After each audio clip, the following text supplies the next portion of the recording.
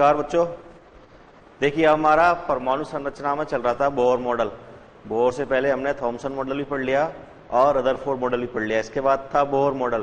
Bohr model में जो मुख्य बातें थी वो भी हमने पढ़ ली थी। मुख्य बातें हमने बोहर मॉडल में कर ली। इसके बाद देखिए क्या है, बोहर मॉडल में हमने एक टॉपिक पढ़ा था, एक चीज पढ़ी थी, कोष। कोष क्या थे? जहां पर नाभिक के चारों ओर वह स्थान जहां पर इलेक्ट्रॉन चक्कर लगाते रहते हैं वो थे कोष। और कोषों के नाम क्या दिए थे इन्होंने? के, एल, एम, एन, ओ, आगे पी, क्यू, एस चलता रहेगा। तो हमारे के, एल, एम, एन तक ही काम आएंगे, इतने ही हमारे काम आते हैं। इसके बाद हमारे काम नहीं आएंगे, आगे की क्लासों में काम आएंगे फिर वो। तो ये हमने कोष पढ़े, के, एल, एम, एन। या फिर इनको संख्या दी जाए तो इसकी संख्या 1, इसकी संख्या 2, 3, 4, 5, 6 इस तरह से चलता रहेगा। तो ये हमने कोष पढ़े थे, के, एल। आज हम पढ़ेंगे कि इन कोष में कौन होता है। बोहर ने क्या बताया? कोष में कौन रहता है? इलेक्ट्रॉन। बिल्कुल सही। कोष में कौन रहते हैं? इलेक्ट्रॉन चक्कर लगाते हैं। ऐसे नाभिक है और नाभिक के चारों ओर कोष। जैसे ये बना दिया मैंने, 2 बनाए, ये 3। तो ये पहला कौन सा है? के, दूसरा एल, तीसरा एम, और अगर आगे आएगा एक तो ये कौन सा है? एन। तो ये कोषों के नाम हो गए। ये नाभिक हो गया। नाभिक में कौन कौन होता है? कौन कौन से सब एटॉमिक पार्टिकल्स होते हैं नाभिक में? ये है नाभिक। अब हमें पता लग गया कि नाभिक में कौन कौन होता है। नाभिक में होंगे प्रोटॉन और न्यूट्रॉन। नाभिक में रहेगा प्रोटॉन और न्यूट्रॉन। इन दोनों को मिला के, प्रोटॉन और न्यूट्रॉन दोनों को मिला के क्या बोलते हैं हम? न्यूक्लियॉन।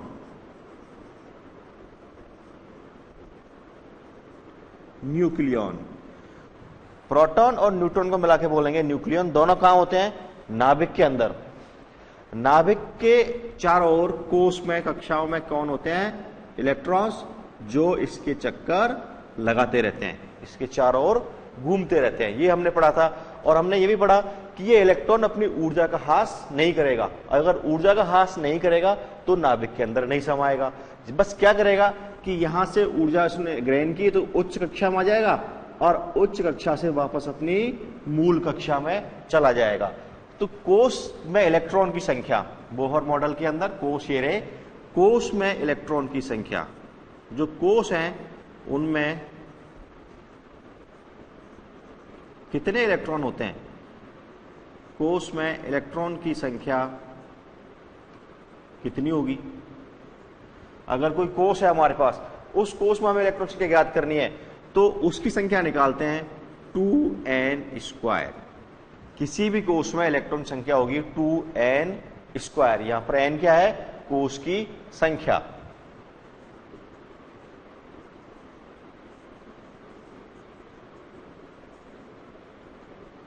n है कोष की संख्या। कितनी संख्या है उस कोष की? वो है n। तो अब हम निकाल के देखते हैं अलग अलग में। या आप लिख लें कोष में इलेक्ट्रॉन की संख्या बराबर 2n², n बराबर कोष की संख्या। अब हम निकालेंगे। देखिए सबसे पहले मैं के में निकालता हूं। कोष के में कितने इलेक्ट्रॉन होंगे? या मैं लिख देता हूं कोष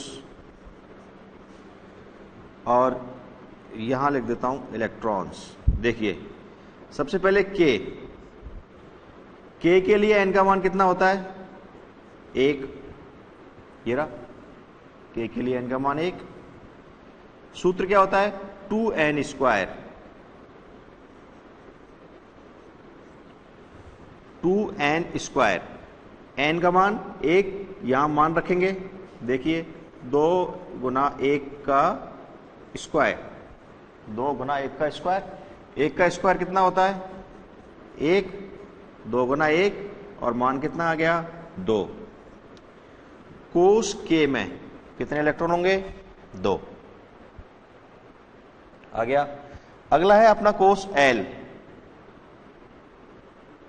एल, एल के लिए एन का मान 2, सूत्र में मान रखो 2 इंटू 2 का स्क्वायर, 2 का स्क्वायर 4, 4 दूनी 8, कितने इलेक्ट्रॉन हो गए 8, क्या हो गया एल हो गया। इसके बाद आता है एम, एम में कितने इलेक्ट्रॉन होंगे, ऊपर लिख रहा हूं मैं देखो के एल एम, एम में निकालिए आप, एन का मान मैं दे देता हूं आपको 3, ये लिखा हुआ एम का, एन का मान 3, सूत्र में लिख देता हूं 2n स्क्वायर। अब आप बताइए इसमें कितने इलेक्ट्रॉन होंगे,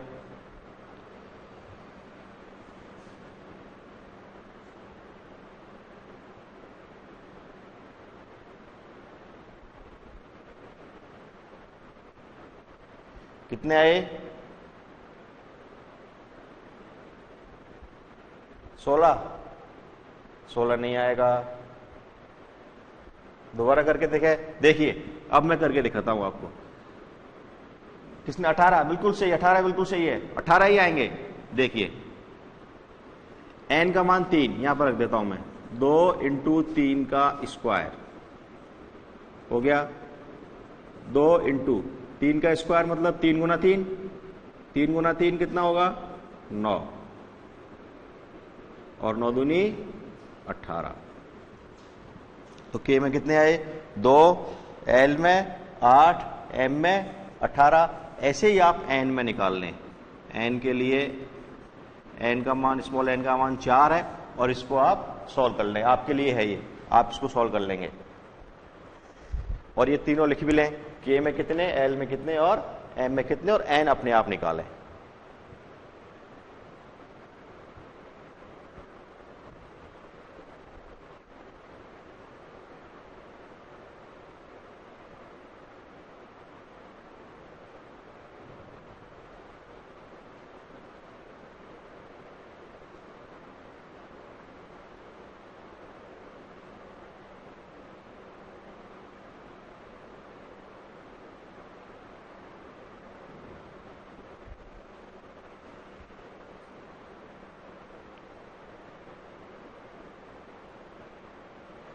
ये होगी इलेक्ट्रॉन्स की बात।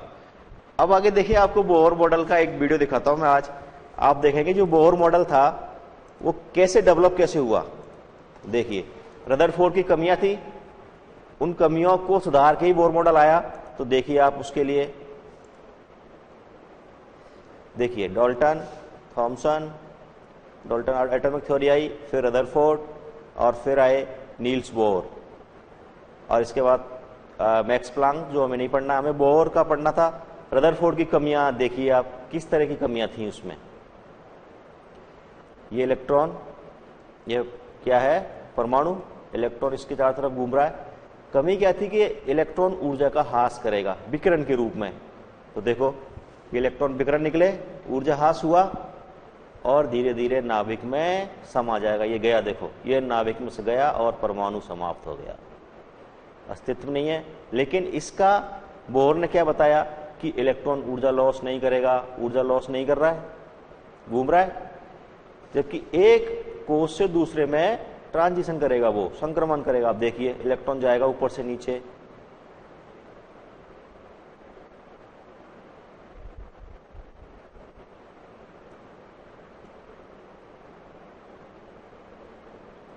ये अलग अलग कोष के, एल, एम और एन हो गए अलग अलग। अब इलेक्ट्रॉन का ट्रांजिशन देखिए आप, number of electrons 2n square, एक सेल में, एक कोष में कितने में, तो के में 2, एल में 8, एम में 18, और एन में देखो यहां आ गया 32। आप अपना आंसर चेक कर लेना, आंसर 32 आएगा आपका।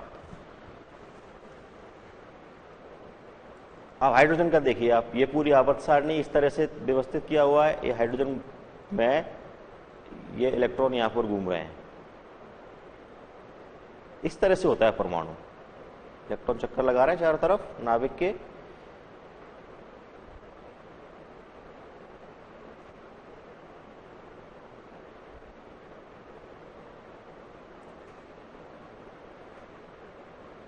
क्या होगा देखो,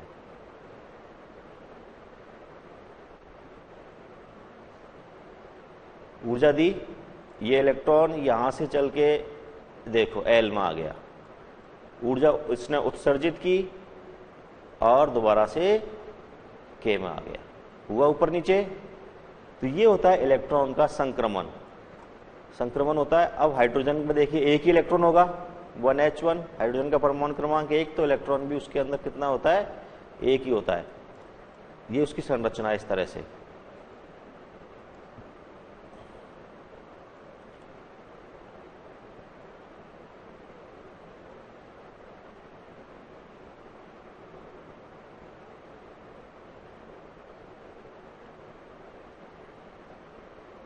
ये देखो इलेक्ट्रॉन का ट्रांजिशन हो रहा है ऊपर नीचे KLMN में।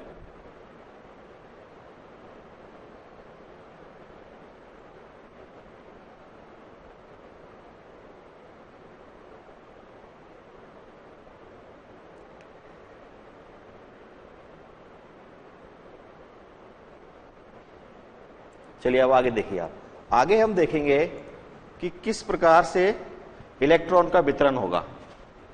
ये तो हमने पढ़ लिया। अब हम पढ़ेंगे इलेक्ट्रॉन का वितरण, जिसे हम इलेक्ट्रॉनिक विन्यास कहते हैं। अलग अलग परमाणुओं में, अलग अलग तत्वों में K में कितने इलेक्ट्रॉन होंगे, L में कितने होंगे, M में कितने होंगे, वो तो हमने देख लिया। अब हम देखेंगे कि उन इलेक्ट्रॉन का वितरण किस प्रकार होगा। तो देखिए आप, बोहर ने, और इससे पहले एक थ्योरी थी कि किसी भी परमाणु के बाह्यतम कोश में, परमाणु के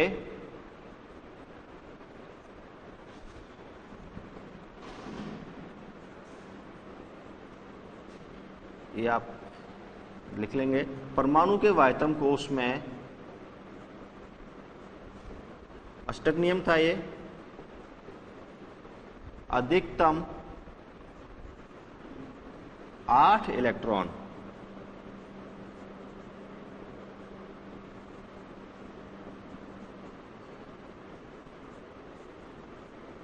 हो सकते हैं।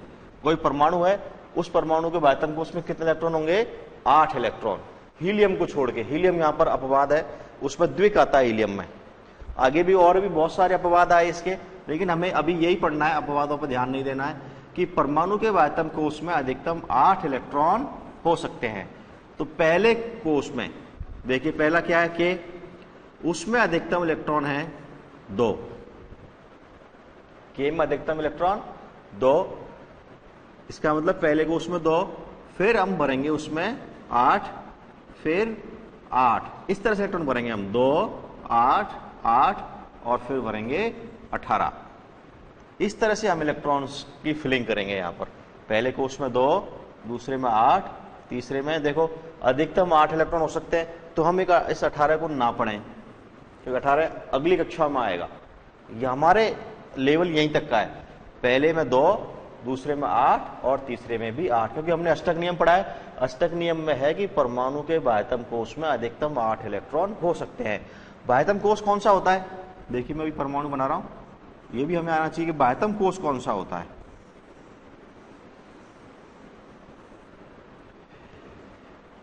मैं यहां से चलूंगा, पीछे चलना है हमें, इधर इस साइड से नहीं, इस साइड से जब हम चलेंगे तो जो पहला कोश जो आएगा वो बाह्यतम कोश होगा। जैसे ये परमाणु है, इस परमाणु के सबसे बाहर वाला कोश कौन सा है, ये वाला। जैसे ये K है, ये L है और ये M है, तो इसका बाह्यतम कोश कौन सा हुआ, M, बिल्कुल सही बात, M इसका बाह्यतम कोश। तो हम M हमें कैसे पता चला कि हम इधर से आए बाहर से, तब हमें पता चला बाहर से आने पर जो सबसे पहले जो कोश आएगा वो कोश कौन सा होगा, उसका बाह्यतम कोश। इधर से जब मैं आया तो सबसे पहले जो कोश आया वो आया इसका बाह्यतम कोश, सबसे बाहर वाला। ये होता है बाह्यतम कोश की पहचान हमें कैसे करनी है।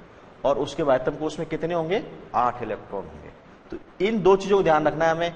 ये इलेक्ट्रॉनिक विन्यास है, पहले में 2, दूसरे में 8 और तीसरे में 18, इस तरह तीसरे में 8 और चौथे में 18। इस तरह से हमें इलेक्ट्रॉन्स की फिलिंग करनी है। अब हम एक एक परमाणु को लेते जाएंगे और उसमें इलेक्ट्रॉन्स की फिलिंग करते जाएंगे। ये आपको याद रखना है, 2, 8, 8। अगर इससे ज्यादा आएगा तो आगे हम बढ़ते, आगे कितने बढ़ सकते हैं? 18। देखिए इसको मैं यहां साइड में लिख देता हूं, 2, 8 और 8। ये बात आप लिख ले, परमाणु के बाद हमको उसमें देखता हूं 8 लिख। अब हम इलेक्ट्रॉन भरेंगे। अब हम क्या करेंगे? इलेक्ट्रॉनिक विन्यास सीखेंगे, जो हमारे लिए बहुत इंपॉर्टेंट है। इलेक्ट्रॉनिक विन्यास,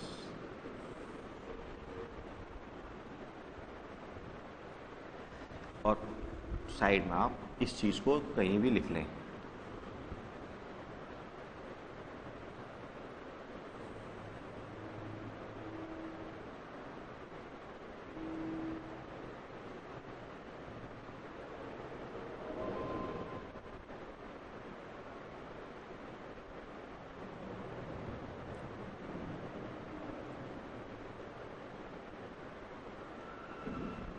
ये हो गया।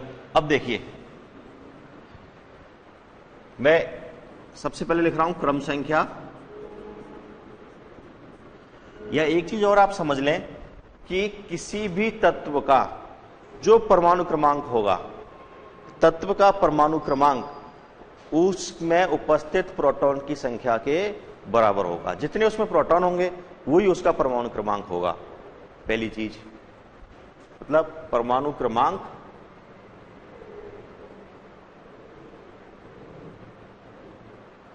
बराबर प्रोटॉन की संख्या। परमाणु परिभाषा आप परिभाषा में लिखवा दूंगा, अभी आप इसको समझ लें। परमाणु क्रमांक बराबर प्रोटॉन की संख्या। अगर परमाणु उदासीन है तो हम सारे परमाणु उदासीन ही होंगे हमारे। उदासीन परमाणु के लिए हम उदासीन की ही बात करेंगे, अभी आयनों की बात नहीं करेंगे। उदासीन परमाणु के लिए प्रोटॉन की संख्या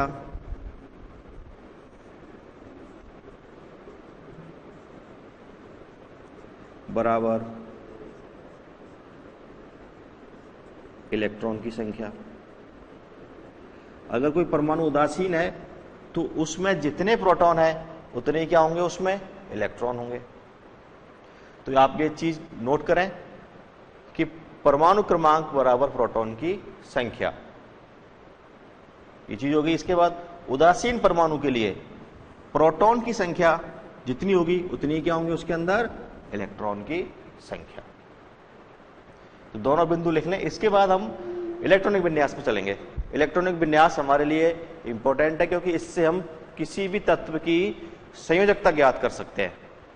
तत्व की संयोजकता, वो कितने बंध बनाएगा, वो हम ज्ञात कर सकते हैं इलेक्ट्रॉनिक विन्यास से। तो ये आपने लिख लिया। अब हम इलेक्ट्रॉनिक विन्यास करेंगे, लेकिन इलेक्ट्रॉनिक विन्यास कब करेंगे? ब्रेक के बाद।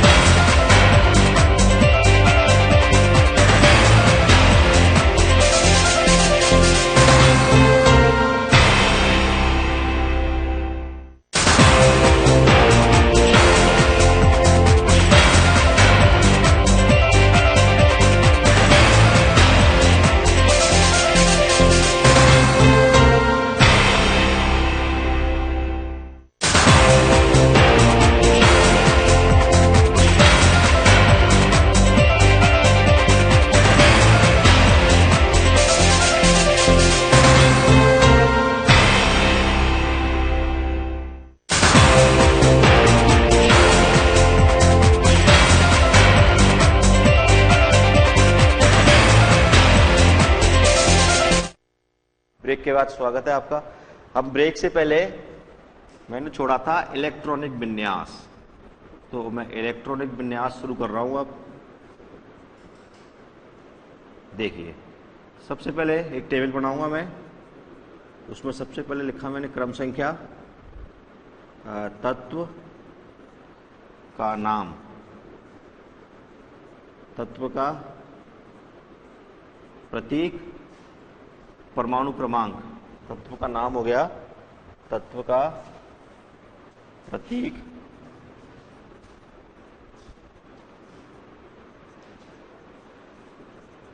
और उसका इलेक्ट्रॉनिक विन्यास। विन्यास से पहले हम लिख लें उसका परमाणु क्रमांक,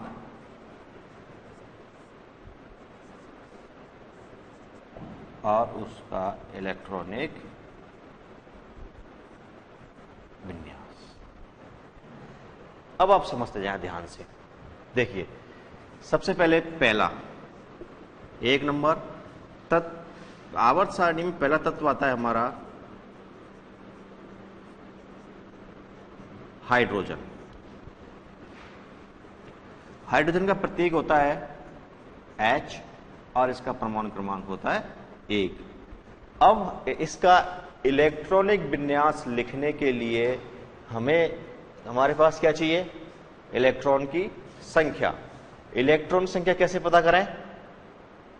देखो, अभी थोड़ी देर पहले मैंने बताया था कि किसी तत्व का जितना परमाणु क्रमांक है उतने क्या होंगे उसमें? प्रोटॉन। और यह तत्व कैसा है? उदासीन, कोई भी आवेश नहीं है इसके ऊपर, तो जितने प्रोटॉन होंगे उतने क्या होंगे उसमें? इलेक्ट्रॉन। तो अब देखिए, पहले में सबसे पहले कितने भर सकते हैं हम? 2, लेकिन हमारे पास है कितना? 1। तो क्या दो भरेंगे?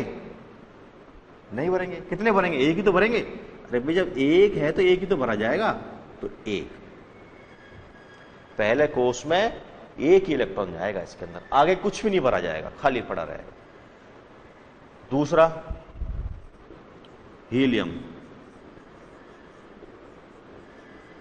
प्रतीक He, क्रमांक 2, इलेक्ट्रॉनिक विन्यास। अब आप शॉर्ट में ही देख लें कि मैं जो परमाणु क्रमांक लिखूंगा ना, वो ही क्या है उसके अंदर? इलेक्ट्रॉन की संख्या। क्योंकि हमने समझ लिया चीज कि जो मैं परमाणु क्रमांक लिखूंगा वो ही उसके अंदर इलेक्ट्रॉन की संख्या है। तो इसमें इलेक्ट्रॉन कितने हैं? 2। पहले में कितने आ सकते हैं? 2। और हमारे पास है भी कितने? 2। तो दोनों किसमें बढ़ जाएंगे? पहले। तो अब अगर पूछ लिया जाए कि हाइड्रोजन के बाह्यतम कोष में कितने इलेक्ट्रॉन है? अरे बाह्यतम इधर से आए, बाह्यतम कौन सा? यही तो है, 1। हीलियम के बाह्यतम कोष में कितने इलेक्ट्रॉन है? इधर से आए, पहला यही पड़ा, तो 2। नंबर 3, लिथियम,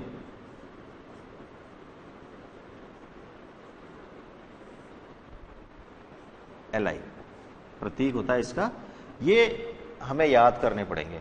हाइड्रोजन का प्रतीक H, He, Li और इनके परमाणु क्रमांक। हाइड्रोजन का 1, हीलियम का 2, लिथियम का 3। बढ़िए,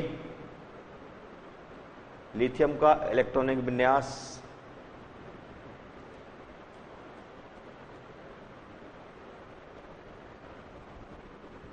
भर लिया आप लोगों ने? भाई 3 इलेक्ट्रॉन है, इन 3 को यहां भरना है आपको। पहले को उसमें भरना है, अगर यहां से बच जाए तो दूसरे में भरना है, और यहां से बच जाए तो तीसरे में, और यहां से बच गया तो चौथे में। तो चौथे में कितने आ सकते हैं? 18।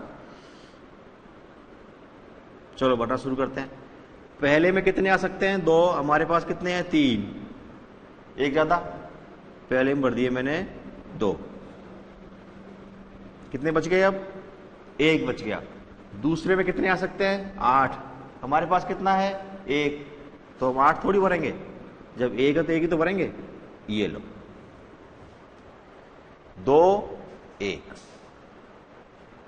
पहले में 2 फुल हो गया, पहला तो भर गया, दूसरे में 1। चलो आगे चलते हैं।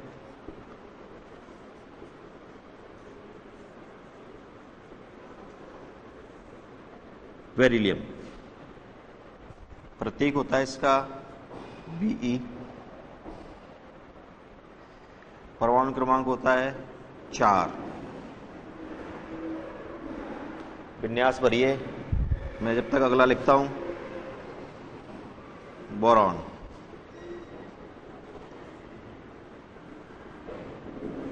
बी, इसके भी इलेक्ट्रॉन भरिए।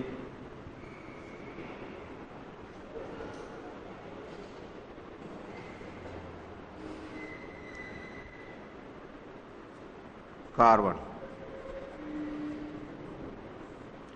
सी 6 भर लिया आपने, इसका भर लिया होगा।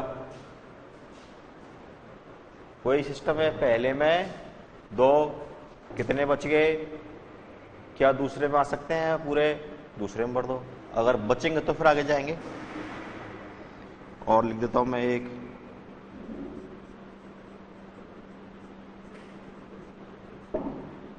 नाइट्रोजन 7।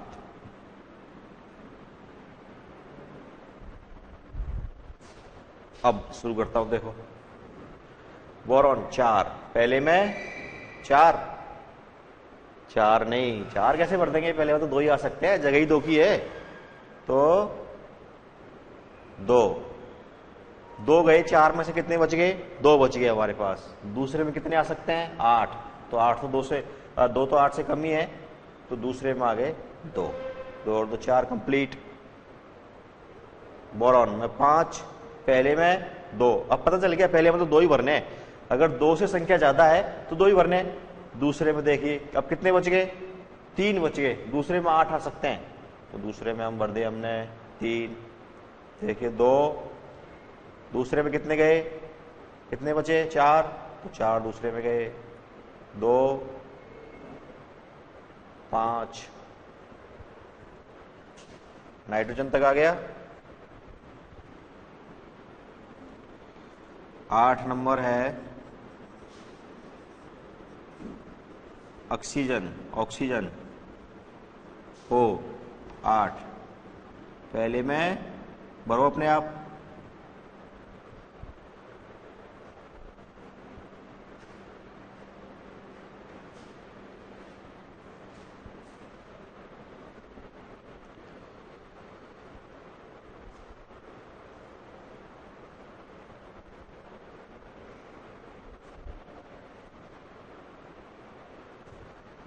नौ नंबर पर फ्लोरीन,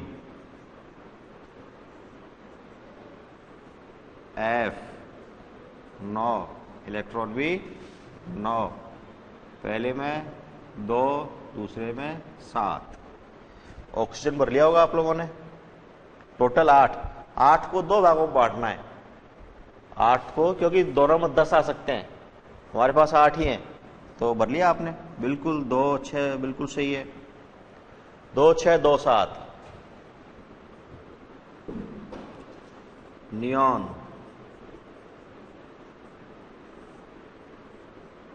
एनी 10, पहले में कितने आएंगे बताइए? 2, बिल्कुल सही, आराम से धीरे धीरे। पहले में 2, कितने बचे?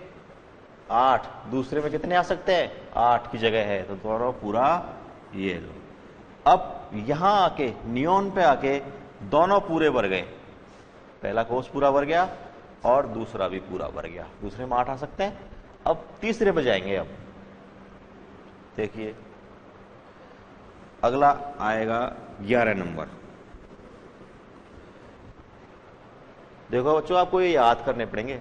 मैं पहले भी बोल चुका हूं, फ्लोरीन का प्रतीक क्या होता है, इसका परमाणु क्रमांक कितना होता है। अभी परमाणु भार और जोड़ूंगा मैं इसमें, आपको कुछ तत्वों के परमाणु भार भी याद करने पड़ेंगे, क्योंकि अभी हम मोल संकल्पना पढ़ेंगे।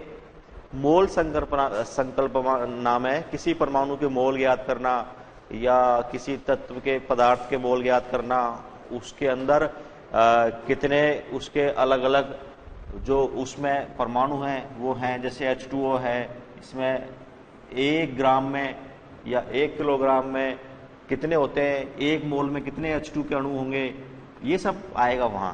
तो आप यहीं से इनको याद करना है और कुछ तत्वों के 9 या 10 तत्वों के आपको परमाणु भार याद कराऊंगा मैं बस। तो याद करना आपको बहुत जरूरी है, ये चीज बिल्कुल काम आएगी, 10वीं क्लास में भी काम आएगी। जो यहां इनको याद कर लेगा या जिसने याद कर लिया वो 10वीं क्लास में उसका एक पाठ आधा था तो ऐसे ही हो जाएगा। तो यही हमने मेहनत कर ली, वहां हमें कम मेहनत करनी पड़ेगी, इस चीज के लिए कम करनी पड़ेगी, तो हम जो टाइम बचेगा उसको हम दूसरी चीज पर दे देंगे तो हमारे अच्छे नंबर आ सकते हैं। इसलिए आप 9th को सीरियसली लें। देखो 11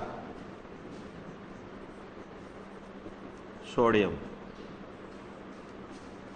Na11। अब इसमें देखिए पहले में बिल्कुल सही, दूसरे में कितने बच गए, अब देखो 2 गए तो 9 बच गए, लेकिन दूसरे में कितने आ सकते हैं मैक्सिमम 8, तो दूसरे में हमने 8 भर दिए। फिर बच गए क्या, एक और बच गया, अब 8 और 2 10 और 1 11, एक बच गया, तो एक कहां चला जाएगा इस तीसरे कोर्स में। देखो सोडियम से तीसरा कोर्स शुरू होता है, मैग्नीशियम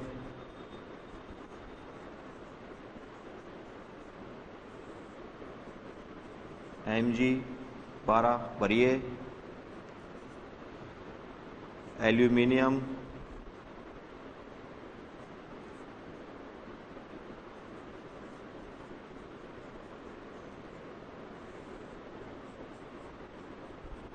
भरते जाइए,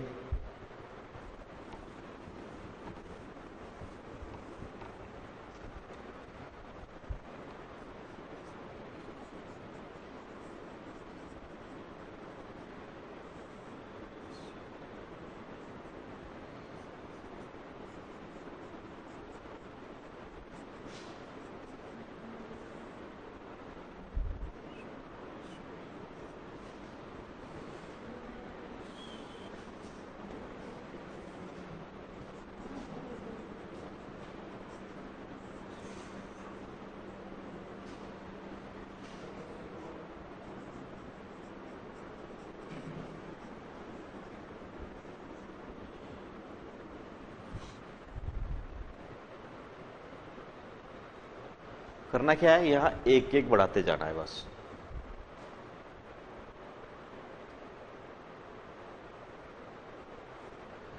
और एक है 18, जो ऊपर लिख देता हूं उसको,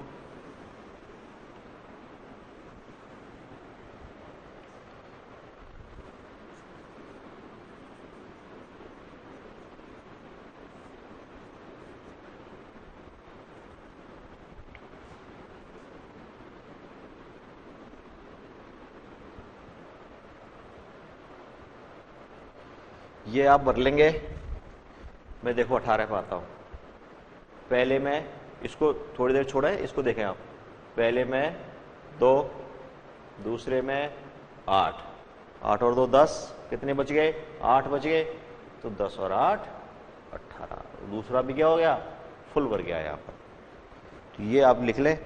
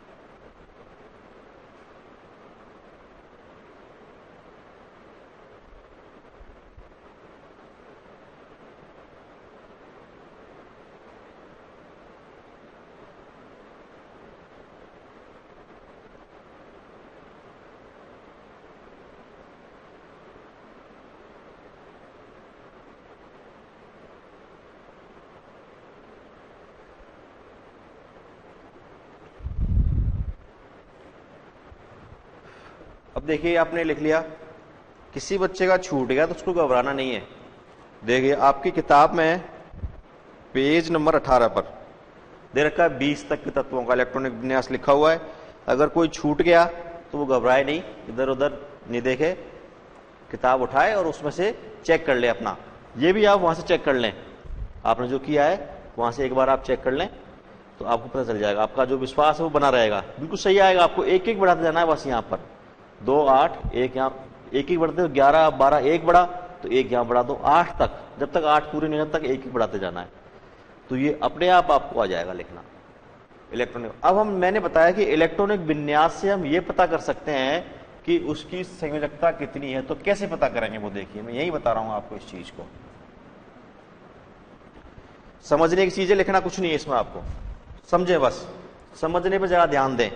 देखिए सोडियम का लिख दिया मैंने और मैग्नीशियम का भी लिख देता हूं मैं 2 8 2, और क्लोरीन का लिख देता हूं 2 8 7। ये तो क्लोरीन का हो गया 2 8 7, देखो 17 है तो 8 और 2 और 8 10 और 7 17, और ये इसका हो गया 2 और 8 10 और 2 12 और 1 11। अब देखिए, अब हमें पता करना है इसकी संयोजकता कितनी होगी। कैसे पता करेंगे? देखो हम बाह्यतम कोश का इलेक्ट्रॉनिक विन्यास देखेंगे और बाह्यतम कोश का इलेक्ट्रॉनिक विन्यास देख के उसका अष्टक पूरा करेंगे। अष्टक का मतलब होता है उसके बाह्यतम कोश में 8 इलेक्ट्रॉन हमें पूरे करने हैं। 8 इलेक्ट्रॉन कहां पर? बाह्यतम कोश में। सिर्फ समझें, कुछ भी नहीं लिखें आप। बाह्यतम कोश में हमें 8 इलेक्ट्रॉन पूरे करने हैं। बाह्यतम कोश में 8 इलेक्ट्रॉन पूरे करने के लिए देखिए, सबसे पहले सोडियम देखता हूं मैं। सोडियम के बाह्यतम कोश में इलेक्ट्रॉन कितने हैं? ये इसका बाह्यतम कोश, नंबर ऑफ इलेक्ट्रॉन्स 1। बाह्यतम कोश में सोडियम के में 1 इलेक्ट्रॉन, इसको हमें 8 करना है। अब इसको 8 करने के 2 तरीके हो सकते हैं। कौन कौन से 2? या तो ये यहां से 1 इलेक्ट्रॉन बाहर निकाल दे, 1 इलेक्ट्रॉन बाहर निकाले, या ये 7 इलेक्ट्रॉन ग्रहण करे। या तो 1 इलेक्ट्रॉन बाहर निकाले या ये 7 इलेक्ट्रॉन ग्रहण करे। आसान क्या रहेगा? उदाहरण से समझिए, आपके पास कुल 102 रुपए हैं, 102 रुपए, और आपको इसको राउंड फिगर में लेके आना है।